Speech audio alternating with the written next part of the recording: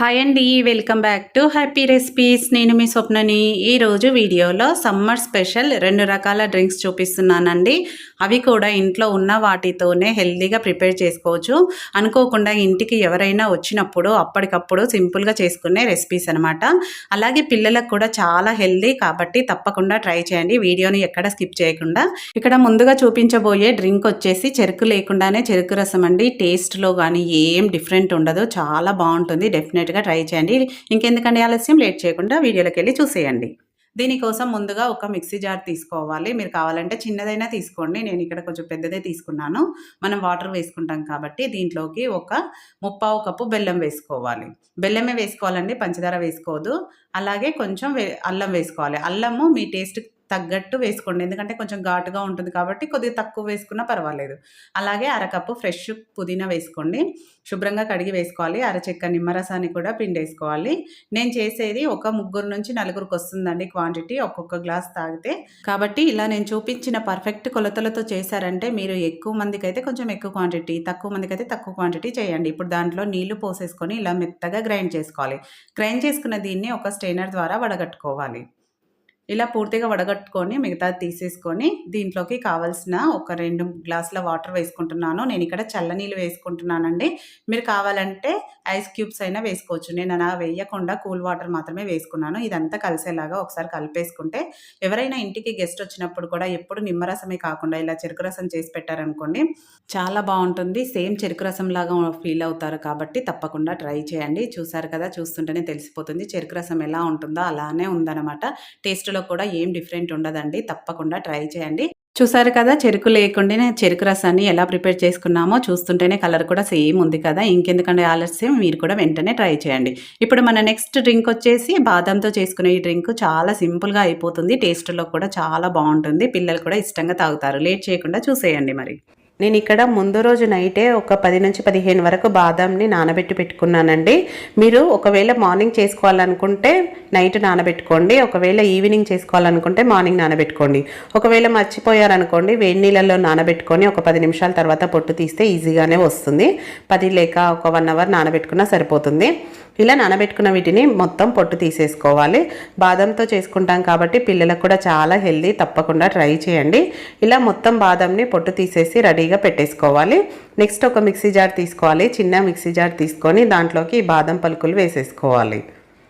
ఇవి వేసుకున్నాక నెక్స్ట్ దీంట్లోకి ఒక 2 టేబుల్ స్పూన్ల కస్టర్డ్ పౌడర్ వేసుకోవాలి. వెనీలా ఫ్లేవర్తో ఉంటుందండి కస్టర్డ్ పౌడరు. ఇది ఒక 2 టేబుల్ స్పూన్లు వేసుకోండి. ఒకవేళ మీ దగ్గర ఇది కనుక లేదనుకోండి, కార్న్ఫ్లోర్ అయినా వేసుకోవచ్చు.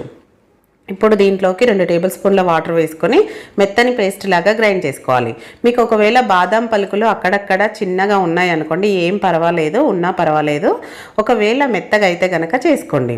అలా చేసుకున్న దాన్ని పక్కన పెట్టేసి నెక్స్ట్ స్టవ్ పైన అడుగు మందంగా ఉన్న ప్యాన్, వాటర్ వేసుకొని ఇలా పాలు పోసేసుకున్నాక స్టవ్ ఆన్ చేసుకోవాలి. ఇక్కడ ఫుల్ క్రీమ్ మిల్క్ వాడుతున్నానండి. 1/2 లీటర్ వేసుకున్నాను.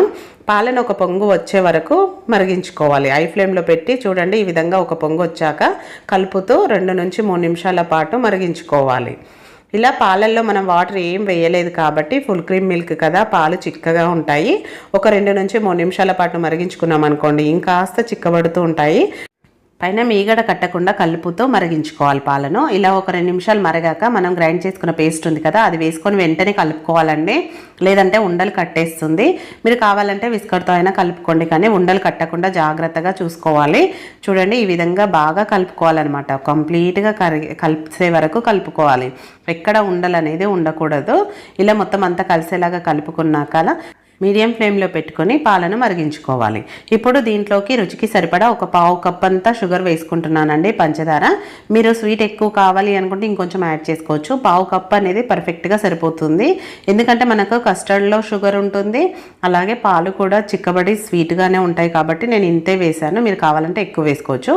ఇప్పుడు ఇదంతా వేసుకున్నాక 2-3 నిమిషాల పాటు బాగా మరిగించుకోవాలి. ఎందుకంటే మనం కస్టర్డ్ పౌడర్ ఉడికితే సరిపోతుందండి, ఎక్కువ అవసరం లేదు. ఒక 2 నిమిషాల పాటు కస్టర్డ్ పౌడర్ వేసినందుకు మరిగించుకొని స్టవ్ ఆఫ్ చేసేసుకొని దాన్ని పక్కన దించుకోవాలి. అలానే స్టవ్ పైన పెట్టొద్దండి, ఇంకాస్త దగ్గర పడుతుంది కాబట్టి ఇలా పక్కన దించుకొని కలుపుతూ చల్లారబెట్టుకోవాలి. పైన మీగడ కట్టకుండా కలుపుతూ చల్లారబెట్టుకున్నాక చూడండి ఇప్పుడు కంప్లీట్గా చల్లారిపోయింది కదా, మీకు చూస్తే కన్సిస్టెన్సీ కూడా అర్థమైపోయింది, కొంచెం చిక్కగా అయింది కదా.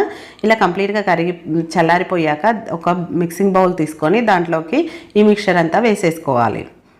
ఇలా మొత్తం వేసేసుకొని ఇప్పుడు దీనిపైన మూత పెట్టుకోవాలి. ఇప్పుడు మొత్తం వేసుకున్నాం కదా, దీనిపైన మూత పెట్టేసుకొని ఫ్రిడ్జ్లో 1 గంట నుంచి 2 గంటల పాటు పెట్టుకోవాలండి. డీ ఫ్రిడ్జ్లో అయితే ఒక 1 అవర్ సరిపోతుంది, మామూలుగా పెట్టుకుంటే మాత్రం 2 గంటలు పెట్టుకోండి. ఒక 2 గంటల తర్వాత చూపిస్తున్నాను చూడండి, ఇది చల్లగా ఉంటుంది. మీరు ఒకవేళ అప్పటికప్పుడు కావాలనుకుంటే ఐస్ క్యూబ్స్ వేసేసుకొని కూడా సర్వ్ చేసుకోవచ్చు. కానీ ఇలా చేసుకొని మళ్ళీ ఇలా మిక్సీ జార్లో వేసుకున్నారనుకోండి, అప్పుడు క్రీమీ స్ట్రక్చర్తో చాలా బాగుంటుంది. కాబట్టి తప్పకుండా ఇలా ట్రై చేయండి. వెంటనే తినాలి అనుకుంటే మాత్రం ఐస్ క్యూబ్స్ వేసుకొని కూడా తాగేసేయచ్చు అలానే. ఇప్పుడు ఇలా ఒకసారి మిక్సీ పట్టుకున్నాక దీన్ని మళ్ళీ మిక్సింగ్ బౌల్లోకి వేసేసుకొని నెక్స్ట్ దీంట్లోకి మిగతా ఇంగ్రీడియంట్స్ కూడా యాడ్ చేసుకోవాలి. ఇలా ఒకసారి కలుపుకున్నాక ఒక పావు కప్ అని డ్రై ఫ్రూట్స్ని ఇలా చిన్న చిన్న ముక్కలుగా, మరీ చిన్నగా కట్ చేయొద్దండి, మనం తాగుతూ ఉంటే పళ్ళకు తగిలేటట్టు ఉండాలి. పిస్తా, బాదం, కాజు వేసుకున్నాను నేను. అలాగే ఒక 2 టేబుల్ స్పూన్ల సబ్జా గింజల్ని ఒక 5 నిమిషాల ముందు నానబెట్టుకున్నాను. వీటిని ఒక 4 టీ స్పూన్ల వరకు వేసుకోవాలి. ముందుగా వేసుకొని అంత కలిసేలాగా బాగా కలుపుకోవాలి. సబ్జా గింజలు ఒంటికి చలవ చేస్తాయండి. ఈ ఎండాకాలంలో ఏ జ్యూస్లో అయినా 1 టీ స్పూన్ అన్ని వేసుకున్నా చాలా మంచిది, పిల్లలకు కూడా చాలా మంచిది, వేడి చేయకుండా ఉంటుంది. అలాగే బయట వెళ్ళే పిల్లలకైతే ఎండదెబ్బ తగలకుండా కూడా ఉంటుంది. చూడండి ఇప్పుడు రెడీ అయిపోయింది కదా. చల్లగా ఇవ్వాలంటే గ్లాస్లో ఇలా సర్వ్ చేసుకుంటే సరిపోతుంది. పైన సబ్జా గింజలు అలాగే మన డ్రై ఫ్రూట్స్ కూడా వేసుకుంటే పిల్లలు తాగడానికి కూడా ఇలా కలర్ఫుల్గా ఉంటే ఇష్టపడతారు. కాబట్టి ఈ ఎండాకాలంలో తప్పకుండా ఈ డ్రింక్ని మీరు కూడా మీ ఇంట్లో ట్రై చేయండి. మీ ఇంట్లో వాళ్ళకి చేసి పెట్టాక మీకు ఎలా కుదిరింది అనేది కూడా కామెంట్ పెట్టండి. వీడియో నచ్చితే లైక్ చేయండి, మీ ఫ్రెండ్స్ రిలేటివ్స్తో షేర్ చేసుకోండి, మన ఛానల్ని సబ్స్క్రైబ్ చేసుకోండి. Thank you for watching. అందరికీ ఇష్టం కదా, అలాంటి చెరుకు రసాన్ని చెరుకు లేకుండా ఇంట్లోనే ఎలా ప్రిపేర్ చేసుకోవాలో ఈ వీడియోలో చూపిస్తున్నానండి. పిల్లలకు మధ్యాహ్నం టైంలో ఇలా చేసి ఇచ్చారనుకోండి, కడుపుకు చల్లగా హాయిగా ఉంటుంది. తాగిన వాళ్ళకి చెరుకు లేకుండా చేశామని మనం చెబితే కానీ తెలియదండి, అంత టేస్టీగా ఉంటుంది. సేమ్ చెరుకు రసంలానే ఉంటుంది. కాబట్టి డెఫినెట్గా ట్రై చేయండి. లేట్ చేయకుండా వీడియోలోకి వెళ్ళి ప్రాసెస్ ఏంటనేది చూసేయండి. దీనికోసం ముందుగా ఒక మిక్సీ జార్ తీసుకోవాలి. మీరు కావాలంటే చిన్నదైనా తీసుకోండి, నేను ఇక్కడ కొంచెం పెద్దదే తీసుకున్నాను. మనం వాటర్ వేసుకుంటాం కాబట్టి దీంట్లోకి ఒక 3/4 కప్పు బెల్లం వేసుకోవాలి. బెల్లమే వేసుకోవాలండి, పంచదార వేసుకోవద్దు.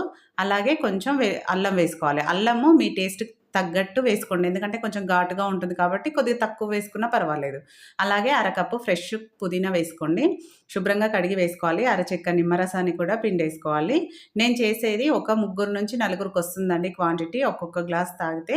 కాబట్టి ఇలా నేను చూపించిన పర్ఫెక్ట్ కొలతలతో చేశారంటే మీరు ఎక్కువ మందికి అయితే కొంచెం ఎక్కువ క్వాంటిటీ, తక్కువ మందికి అయితే తక్కువ క్వాంటిటీ చేయండి. ఇప్పుడు దాంట్లో నీళ్లు పోసేసుకొని ఇలా మెత్తగా గ్రైండ్ చేసుకోవాలి.